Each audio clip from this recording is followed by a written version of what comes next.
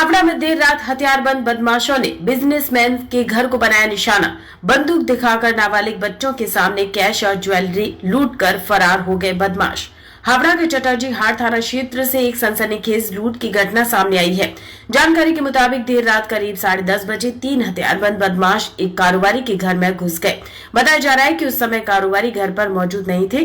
घर में केवल उनके नाबालिग बेटा और बेटी थे। आरोपी के बदमाशों ने बच्चों को बंदूक दिखाकर डराया और घर में रखी नकदी और सोने चांदी के गहने लूट लिए। वारदात को अंजाम देने के बाद तीनों आरोपी मौके से फरार हो गए। वही घटना के बाद पूरे इलाके में दहशत का माहौल है। सूचना मिलते ही चटर्जी हाट थाना पुलिस मौके पर पहुंची और जांच शुरू कर दी। पुलिस आसपास लगे सीसीटीवी कैमरों की फुटेज खंगाल रही है ताकि आरोपियों की पहचान की जा सके और उनके भागने के रास्ते का पता लगाया जा सके। फिलहाल पुलिस पूरे मामले के हर पहलू से जांच कर रही है। लूट में कितना सामान और कितनी नकदी ले जाई गई इसका भी आकलन किया जा रहा है। फिलहाल पुलिस सीसीटीवी फुटेज और अन्य सबूतों के आधार पर आरोपियों की तलाश में जुटी है। मामले में आगे की जांच जारी है। অমাবস্যা পুজো হয়, ভোগ হয়। ছেলে ভোগ টোগ নিয়ে ঘরে ঢুকেছে, ঢুকে গাড়িটা ঢোকাতে গেছে, এই সময় ওকে ধাক্কা মেরে ঘরে ঢুকিয়ে মেয়ের মাথায় রিভলভার ঠেকিয়ে আলমারি পুরো তছনছ করেছে।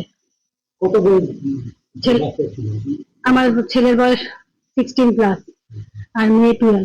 দুই বাচ্চাকে বন্দুক হ্যাঁ, ছেলেকে আলমারির চাবি দিতে বলেছে, ছেলে আলমারির চাবি দেয়নি, তখন মেয়ের মাথায় বন্দুক ঠেকিয়েছে। দেখানোর পর ছেলে ভয়ে আলমারির চাবি দিয়ে দেয়। এবার আমার পাশে দুটো আলমারি পুরো ওপেন থাকে, ওখানে কিছু ছিল না। আপনি কখন জানতে পারবেন? জানতে পারলাম যখন ছেলে ফোন করলো 10:30টার পর, 10:30, 10:40। আমার অভিযোগ করে সঙ্গে সঙ্গে থানায় এসে করা হয়েছে। এই দাদারা সব ছিল, তারা ওরাই থানায় কি কি খোয়া গেছে আপনাদের? গেছে, গয়নাগাটি অনেক গেছে। টাকা পয়সা নয়। হ্যাঁ, নগদ ওই 45 থেকে 50,000 টাকার গয়না। ঠিক যখন এই ঘটনাটা ঘটেছে দুজনই বাচ্চাই ছিল। দুটো বাচ্চাই ছিল, আর কেউ আমার ডগই ছিল। তার মানে কি জানাশোনা একটা লোক মনে হচ্ছে? আমি কাউকে বাড়িতে বাচ্চাই রয়েছে সেই সঙ্গে তারা বুঝতে পারছি না।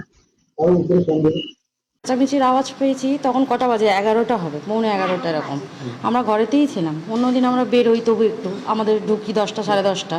কালকে আমরা কেউ বেরোইনি, সন্ধ্যেবেলা থেকে ঘরেতেই ছিলাম, কিন্তু কোনো আওয়াজও পাইনি। নাহলে গেটের আওয়াজ হলে ওদের কুকুর চেঁচামেচি করে, একটু বেল বাজলে কুকুরটা চেঁচায়। কালকে কোনো চেঁচায়ও নি, কিছু না, আমরা ঘরেতেই রয়েছি। তারপরে 11টার সময় চেঁচামেচি হতে, তারপর পুলিশ আসতে আমরা উপরে গিয়ে তখন শুনি যে এরকম বাচ্চা দুটো বাড়িতে ছিল।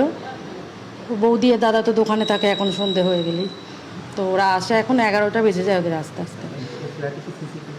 না না, সিসিটিভি নেই এখানে, সিসিটিভি নেই।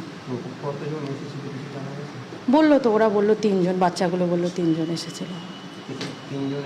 হ্যাঁ হ্যাঁ, বুঝতে পারিনি, বলছে একদম মাস্ক ঠাক্স পরে, শুধু চোখগুলো দেখা যাচ্ছিলো, আর কিছু দেখতে পাইনি।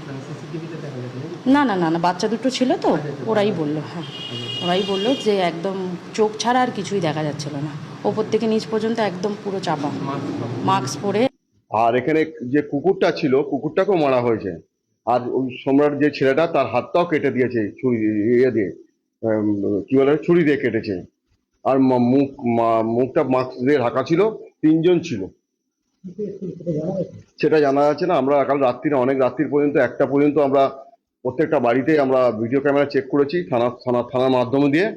আর আমাদের কালকের মন্দিরে ভোগ ছিল, আমরা অনেকেই ছিল। আর ঘটনাটা ঘটেছে ধরুন 10:15 থেকে 10:45, 40, 25 নাগাদ পর্যন্ত মধ্যে ঘটনা ঘটেছে। তারপরে ওনার মা বাবারা এসেছে, আমরা ওখানে মন্দিরের সামনে বসেছিলাম। তারপর মা বাবারা এসেছে, বলতে এরকম একটা ঘটনা ঘটেছে।